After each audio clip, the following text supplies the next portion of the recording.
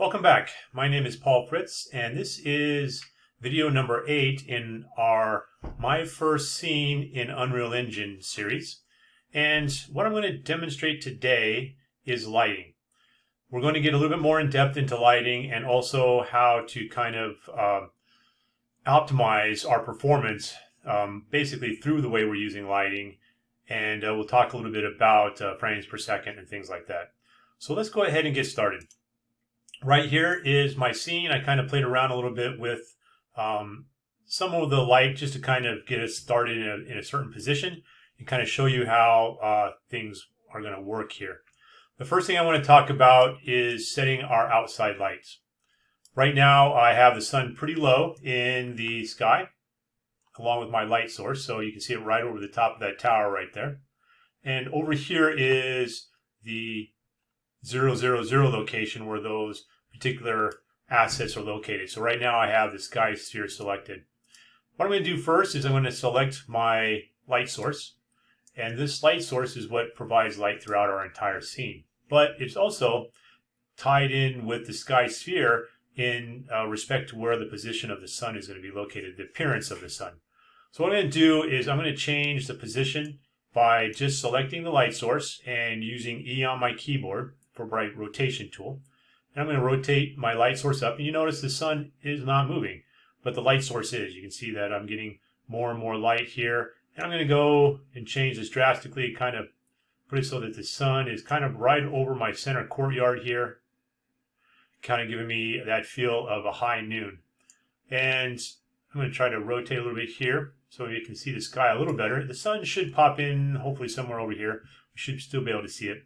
So now what I'm going to do is select my sky sphere, select that, and right here where it says refresh material, just click on that, and your sun should pop out into position, and there it is right there, way up there. So it may be a little bit further over than I wanted it, but I'm going to go ahead and just select the light source again, move it back just a little bit, more like that, and again select my sky sphere, look up here, and hit refresh material, and now the sun has moved a little bit further away from the cliffs and kind of gives me some long shadows in the opposite direction, almost like it's noon, I guess. So not really long shadows. The shadows are falling right underneath the objects. Alright, so that's good enough for this. I probably would want the light to be a little bit different in this scene for what I'm going for, but you kind of get the point now about how to move the sun around, get your shadows set up, and then how to use the sky sphere to put the sun in the same position as your light source. Alright, so now we're going to go ahead and I'm going to go inside this cave that I created here. And right here, I kind of got a little bit ridiculous with my candles. I put a lot of them in here, but I'm kind of trying to show a point here. I have a lot of light sources. I'm trying to create a certain atmosphere inside this cave, but we also need some light to be able to see what we're doing. And what I'm going to do is, and probably should have done before we started, is I'm going to go ahead and come back over here, select my player. I'm going to put my player inside so I don't have to keep running through the maze to put my player where I want him. Just use the right buttons. There we go. So I'm going to put my player inside the cave. See where we're at here. And probably not inside a wall. Okay, so there we go. The player is inside here. So now what I'm going to do is I'm going to hit play, and we're going to kind of take a look at what this scene looks like from my player's point of view. Still pretty dark. I have a lot of candles and other light sources, but I really have not achieved enough light to make this room kind of playable for whatever we might want to use it for. But it does kind of give a kind of a dark and dim viewpoint in here. Now we could add more light sources. We could add more torches, candles, things like that. But what I want to show you is when we do things like that, basically right here in my viewport, I'm going to come up here, hit the little down arrow up in this left corner, and right here, show my frames per second. I'm going to click on show my frames per second, and when I do that, this should pop up. So frames per second, FPS, and then milliseconds to do each frame. So each frame takes roughly 19 to 20 milliseconds right here to render. So really slow. Most games try to match what an average monitor refresh rate is, which is 60 frames per second or 60 hertz. So a refresh rate for an average computer monitor was 60 hertz. Now there are some out there that do as much as 240 hertz, and those are for some really serious ultimate gamers. And basically, hertz and frames per second are kind of tied together. When you talk about frames per second, your ability to be able to run frames per second to match your refresh rate is kind of what gives that smoothness of something on your monitor. Now, the human eye can see, they see motion basically at a frame rate. Once we start getting somewhere near 24 frames per second, or actually we're a little below that, 24 frames per second, which is what most movies run at, and what gives us our ability to have that feeling that something is moving. So when we watch a movie, they're running at 24 frames per second. Motion blur helps make that seem smooth to us. And I'm not going to really get highly in depth into all of this motion blurring and frames per second and refresh rates. There are a couple of good articles out there. This one right here that I'm pulled up, segmentnext.com, talks really in depth about monitors and refresh rates and helps you kind of make a decision of what refresh rate you need. Just as a point, really one of the only movies lately that have come out at 48 frames per second, so double the normal, is The Hobbit. A lot of mixed reviews on whether that is a success or not. But anyway, you can go out there and look that up as well. But what I want to get to here is that the frames per second are going to directly affect the way our game feels and how smooth it is. Now, on a third-person game, I could run through here, and probably at 50 frames per second, it'd be all right. We might get some tearing, but that would be, if we really bogged down our processor. And your frames per second are also going to depend on the ability of your computer and its processing, what graphics card you had. So there's a lot that goes into this. But when you're making a game, I recommend trying to get above 60 frames per second for just a regular third-person, first-person type game. And if you're going to do virtual reality, you want to be above 90 frames per second. So you got to optimize your scene. Ultimately, I think I'm going to maybe use this scene to do a virtual reality demo. So I'm going to try to shoot for 90 frames per second in here. If I'm just using a 60 hertz monitor, it's going to be lost. But for typical virtual reality headsets, they're running at above 90 frames per second. So that's why I want to get at 90 frames per second. So how do you tell about your frames per second on your monitor, which your monitor is capable of? So I'm going to pull this down a little bit, right click here, and bring up my display settings, and we can take a look at my display on my computer. You can do the same thing. Come down here to advanced display settings. And right here, if you have more than one monitor, you have a little drop box here that gives you some choices. This monitor that I'm using right here is only 60 hertz. So anything above 60 frames per second is going to be lost on this computer. I'm only going to be able to see it at 60 frames per second anyway because of the 60 hertz refresh rate. Same with my other monitor, it's the same thing. Now with the mixed reality headset, it runs at 90 frames per second. It's not turned on right now, so there's no point in bringing it up. But so that's why I want to shoot for that. All right, so now that I've kind of dived a little deeper into that than I intended to, let's go ahead and talk about some ways that we can fix this. I obviously need some more lighting in here. But with the number of lights I have in here, I have really bogged down my computer. How do I know that it's my lights? Well, if I come back over here, hit my down arrow again, stats. So I go to stats here under advanced.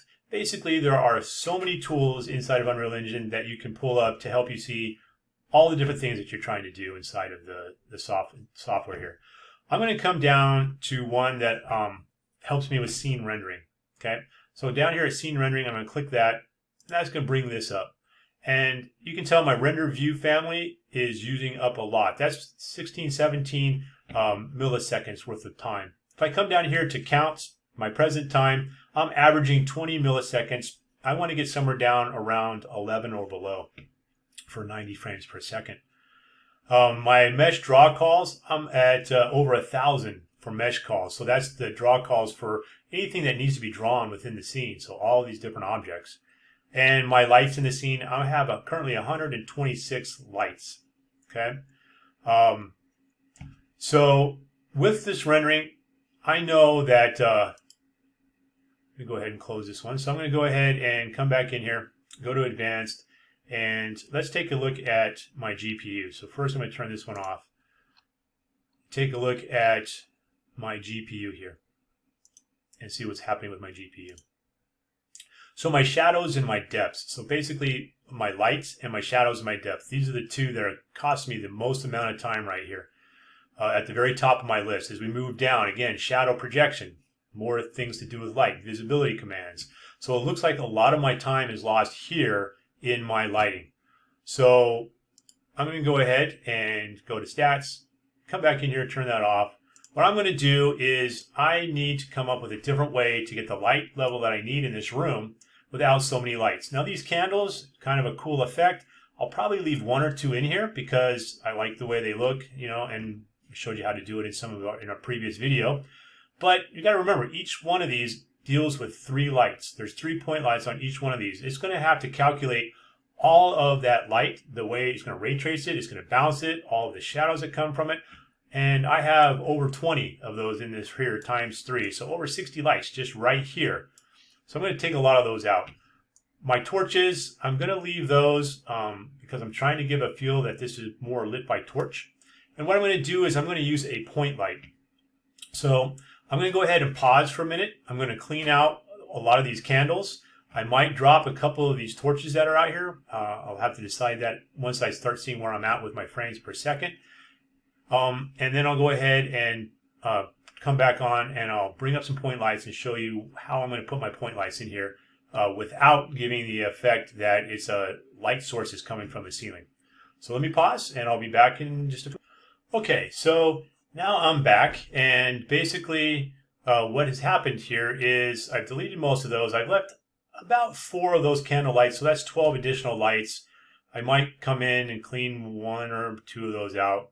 But what I want to do is try to get this a little bit higher up. Now, one thing I got to remember is that I am also running some screen capture software, which is also going to affect my performance here. From experience, I know that with that turned off, and if I hit play with my frames per second on here, that will probably change how much I have here.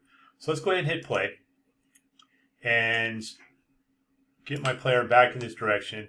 And I can see that I'm running somewhere above 90 frames per second, right around 100, a little bit faster at some points. So in this same scene. All right, I'm going to go ahead and exit out of that. Come back in here. Now it's really dark, as we saw. What I need to do is I need to still get some lighting in here. I'm going to go ahead and go over here to my lights. And I'm going to pull a point light into the scene. And I'm going to drag it up, kind of higher up. Now, one thing I see is that I'm also lighting my ceiling there. So I want to give a little bit of effect of some light coming off the wall there. But what I need to do is I need to kind of match the color of my wall here, my lights on the wall. Now you can always go into these and you can see what RGB value you set your light value at so you can match it identically. I'm not going to do that at the moment. I'm going to get it close just by running this in here. Something around that looks pretty decent. And I'm going to go ahead and say OK.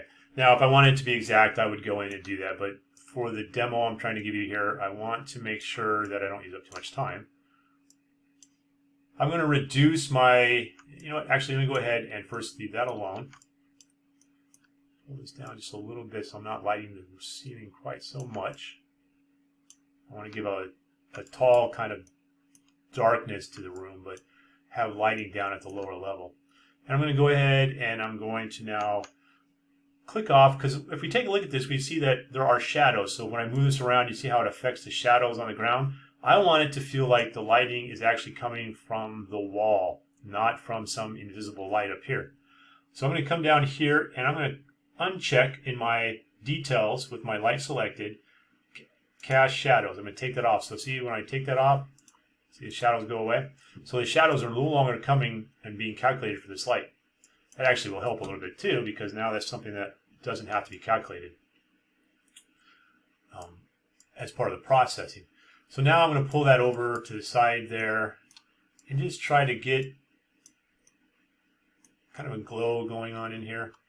And in this area I have lights on the side, so I'm going to kind of center it a little bit. And the attenuation radius may need to go up just a little bit on this one. I get to the walls about. When I do that, I'm also going to be careful about the ceiling. I think maybe a slight glow on the ceiling would be okay. But it's kind of coming from a center point. This isn't square, so not really a effect I want. Okay. But when I push it down, it's going to make the ground a little bit brighter too, which will help with that feel, I believe, of this coming from those side candles and everything. Side torches. I'm going to do the same thing over here. And I'm going to leave this way just a little bit. Since there aren't really any torches over here, I think that'll work out pretty well. Okay, now if I hit play, I take a look at the room and see what I've got here. It really gives it more of a feeling in here that we have glowing coming from the lights and enough light presented by that. So I still capture that feeling without the same frame loss. We can see that I'm still running well over 90 frames per second. Now, one other thing I want to do is if I take a look at the door over here, I want some light to come spilling in through that door. I know I've got the sun sitting up pretty high, but there still should be a kind of a feeling of some light spilling in. What I'm going to do is over here, I'm going to use a spotlight. I'm going to drag that into the spot here. You can see that it's pointed downward. I am going to rotate it to point into the room. Kind of get a feel for that. Pull it up so that it's more at the doorway level. Pull it outward. See how it's got a shadow right there? I want that shadow to kind of disappear.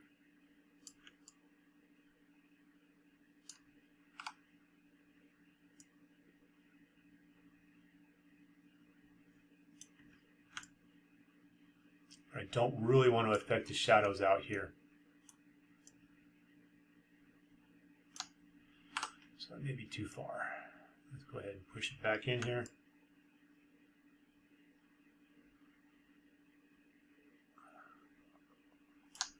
All right. So this is where we run into an issue with trying to get a combination of a couple different lights. So what I need to do is I need to actually adjust my external light so that I don't have this long shadow right down here. And I'm going to go ahead and play around with this a little bit. You kind of get the idea of what I'm trying to do here with this. And I'm going to pause for a second. I'm going to do that. And then I'll bring this back up once I have that fixed. And we'll go into getting things ready to render our lighting. Okay? I'm going to go ahead and pause that. Okay, so here we are. I've got this worked out the way I want it to. I've adjusted my light slightly outside. And now I've got my spotlight right here shining into the room and giving me a little bit of a light spill in through that doorway. All right, so now I have got everything pretty much set up the way I want it. We can come up here and we can do a light build. Again, talk about light quality. Right now, you know, we were doing it on preview. You can bump it up to medium, high. You can even do production if you want to see what the final look is going to look like. And if we're getting close, that might be something you want to do. But you got to realize that is going to take a very long time to render depending on your computer. If you're going to do that and get a feel for what your lighting is going to look like, go ahead. I'm not going to go ahead and do that again here. I'm just going to go ahead and leave the video at this point. But what I would recommend doing is doing a few builds as you start to go through and playing with your lights and getting them adjusted. Do it at the preview or at the medium just so it doesn't take so much time. And then when you think you've got everything the way you want it, you can go ahead and do a production level and be aware that it's going to take a while. And just kind of take a look at how everything looks. You can also build in here your reflection captures and kind of see how, if you have any reflective light, what it's going to look like as well. I recommend doing that towards the end once you're kind of ready with everything. All right, so that's it for this video. I'm going to stop here. It's ran a little bit longer than I wanted it to. The next video should be our last video, and I'll talk about wrapping things up and how to package our scene so that you can export it onto a thumb drive and open it up and run it on any computer and use it as a demo or whatever. All right, so with that, thank you for watching. Please like my video if you liked what you saw here, and please subscribe to my channel. Thank you again, and have a great day.